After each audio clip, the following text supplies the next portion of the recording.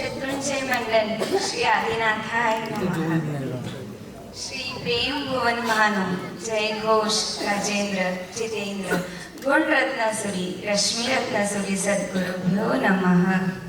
यहाँ पे विराजमान 25वें तीर्थंकर समान श्री संघ को प्रणाम।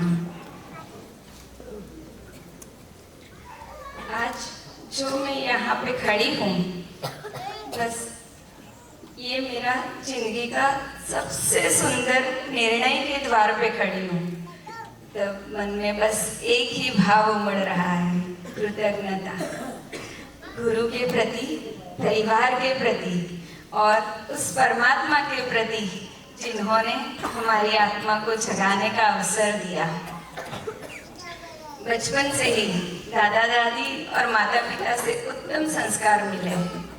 बस हर चीज में कभी भी उन्होंने अंतराय नहीं किया, चाहे नवाणु करने जाना हो, उद्यान करने जाना हो या कोई तपश्चर्या करनी हो, बस हमेशा मुझे आगे बढ़ाया है।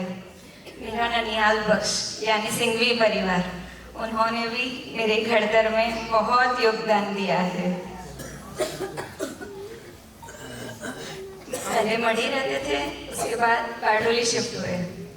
वहाँ पे मुझे मिले पूज्य साध्वी जी विमल यशस्वी जी मारासर जी। उन्होंने मुझे संसार का स्वरूप दिखाया।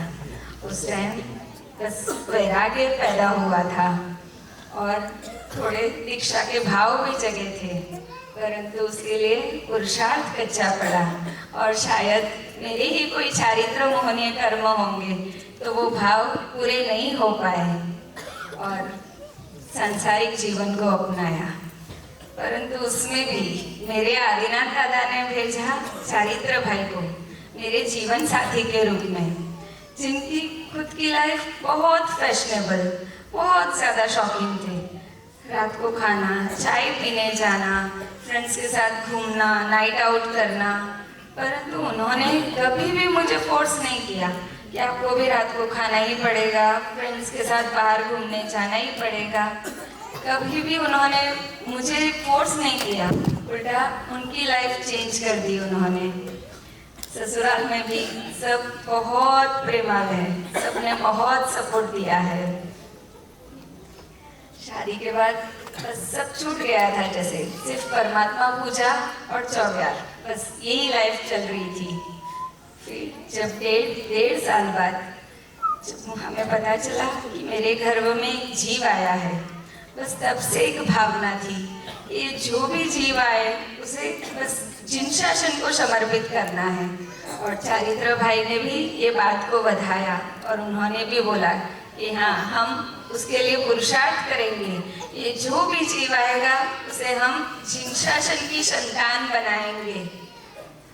बस 9 महीने पूरे हुए, बस 9 महीने उसे एक ही भावना रटाई थी, आपको शासन का शेर बनना है। और 9 महीने पूरे हुए और दिन आया वैशाख सुद दशम, यानी कि परमात्मा वीर का केवल ज्ञान कल्याण दिन, और उसी दिन शाश्वत भाई का जन्म हुआ। ऐसा लग रहा था कि जैसे कोई पूर्व भाव की साधना लेकर आया हो और उसकी कोई अधूरी साधना पूरी करने आया हो। हमारे परिवार का ये आध्यात्मिक यात्रा का सबसे पहला प्रकाश शाश्वत भाई थे। शाश्वत भाई 2.5-3 महीने के हुए तब तक उनका कोई रिएक्शन नहीं था, जैसे वो एबनॉर्मल चाइल्ड हो वैसा उनका बिहेवियर था। बस हमारे घर पे जो भी आते वो यही बोलते कि ये बच्चा नॉर्मल चाइल्ड नहीं है। तो हमें घर वालों को सबको चिंता होती थी कि ये बच्चा नॉर्मल चाइल्ड नहीं है। फिर एक दिन मुझे साध्वी जी अक्षित गुणाश्री जी मानसर जी हमारे यहाँ पधारे। तब शाश्वत भाई के साथ एक घटना हुई, वो रो रहे थे, तो मेरे सास की गोद में थे, तो मम्मी ने सहज बोला कि गोलू देख, ऊपर पार्श्वनाथ दादा की फ्रेम है। और वो रोने में से खिलखिलाट हंसने में कन्वर्ट हो गया। और तब साध्वी जी मार्सर जी से पूछा तो उन्होंने बोला कि उसे एक बार संकेश्वर लेके जाओ। उन्होंने हमें प्रेरणा दी और हम उसे संकेश्वर जी लेके गए। और जैसे ही संकेश्वर जी दादा का स्पर्श हुआ, बस वो चाइल्ड नॉर्मल चाइल्ड बन गया और जैसे लग रहा था कि साक्षात पार्श्वनाथ दादा उसके हृदय में बस गए हो। 2019 में मुझे चिन्प्रेम विजय जी महाराज साहिब जी का चौमासा हमारे गिरधर नगर श्री संघ में हुआ। उसके बाद चारित्र भाई की लाइफ ड्रास्टिक चेंज आया उनमें। फिर उन्होंने उनकी भीतर की आवाज़ को महसूस किया और उद्यान जाने की भावना हुई। फिर उद्यान करने गए और जैसे ही उद्यान से लौटे उनके अंदर जैसे वैराग्य छलकता था। थोड़े दिनों बाद उन्होंने मुझे बोला कि दीपिका, मैं और शाश्वत हम दोनों संयम मार्ग पे जाना चाहते हैं।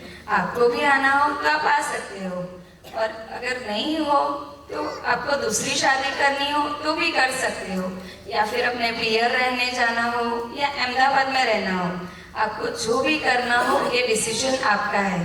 पर मैं और शाश्वत बस हम दोनों अभी संसार में नहीं रहेंगे।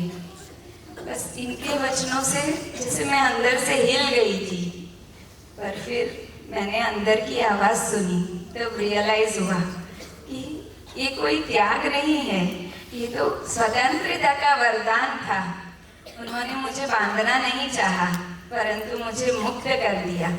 शायद चारित्र भाई के वचनों से ही मेरे चारित्र मोहनीय कर्म चूर चूर हो गए।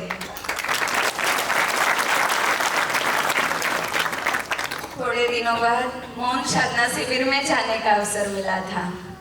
वहाँ पे मेरे जीवन की सबसे बड़ी कृपा बरसी। मुझे सद्गुरु मिले, अध्यात्मक चिंतक अन्याश्री यश रत्न विजय जी महाराज साहब। उनकी वाचनाओं में इतना पावर था। वो वाचना शब्दों से नहीं आशीर्वाद के रूप में बह रही थी। उनकी एक पंक्ति ने मेरे जीवन को बदल दिया। जो स्वयं को सुन ले उसे दुनिया की कोई भी आवाज नहीं भटका सकती। दुनिया की सारी चमक के पीछे एक घोर अंधेरा छिपा हुआ है। बस ये वचन से मेरे अंदर वैराग्य की ज्योति चलती और 3 दिन की साधना शिविर आज मुझे यहाँ तक लेके आई है। अब मेरा जीवन का हर क्षण मेरी गुरु मैया पूज्य साध्वी जी धन्य रेखाश्री जी महाराज साहब जी के चरणों में समर्पित है। आप सबको ऐसा लग रहा होगा कि एक माँ इतने छोटे से बेटे को कैसे दीक्षा दे रही है, पर मैं आज आप सबको बताना चाहती हूँ कि जब एक माँ अपने छोटे से बेटे को दीक्षा देती है ना, तब वो उसे छोड़ती नहीं, उसे जोड़ देती है। वो उसका त्याग नहीं करती परंतु उसका परमात्मा से मिलन कराती है। वो उसके जीवन का अंत नहीं करती, वो उसके जीवन की एक नई शुरुआत करती है, मोक्ष की शुरुआत करती है। आज सब माँ को अपने बच्चों का बस उनका फ्यूचर सिक्योर करना है। कोई सेविंग्स करती है, कोई इंश्योरेंस लेती है, कोई करियर बनाती है, पर हमने अपने बच्चे के लिए अल्टीमेट इंश्योरेंस लिया है, मोक्ष का इंश्योरेंस, जो उसके हर जन्म का प्रोटेक्शन करेगा। कोई माँ चाहती है कि मेरा बेटा बड़ा होकर पैसे कमाए, नाम कमाए, दुनिया में चमके, पर मैं चाहती हूँ कि मेरा बेटा अनामी बनकर आत्मा को चमकाए। आज की इस फास्ट फॉरवर्ड टेक्नोलॉजी फील्ड दुनिया में जब बच्चे मोबाइल को ही सर्वस्व मान रहे हैं, तब हमारा परिवार एक नई दुनिया बनाने वाला है।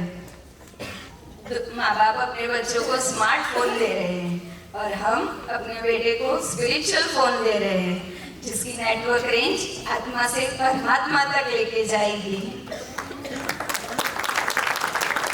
आज की दुनिया जब गूगल से डाउनलोड करके ज्ञान ले रही है, तब हम गुरु के अनुभव से ज्ञान लेने जा रहे हैं।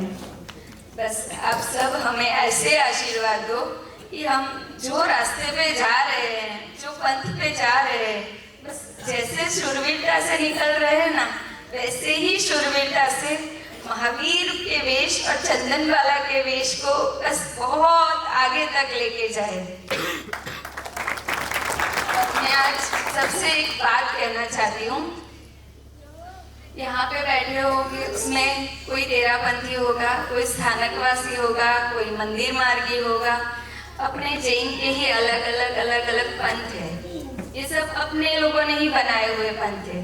पर मैं आज आप सबसे रिक्वेस्ट करना चाहती हूँ कि जब अपने शासन पे कोई आपत्ति आए ना, तो ये भेदभाव सिर्फ उपाश्रय तक ही रखना।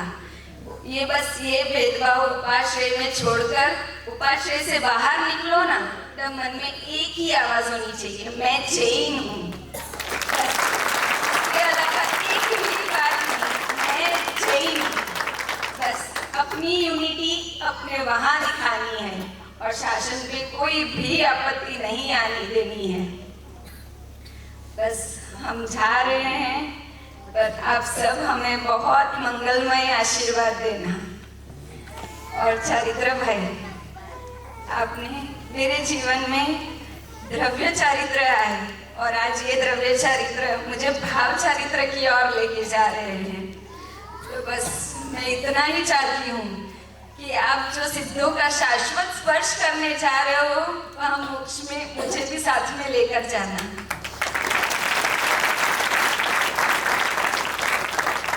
यहाँ पे बैठे किसी का भी मैंने कभी भी कोई भी रूप में कभी भी दिल दुखाया हो, तो आपसे त्रिविधे मन वचन का ऐसे क्षामि दुक्कड़म, जिन आज्ञा विरुद्ध कुछ भी बोला हो, क्षामि दुक्कड़म।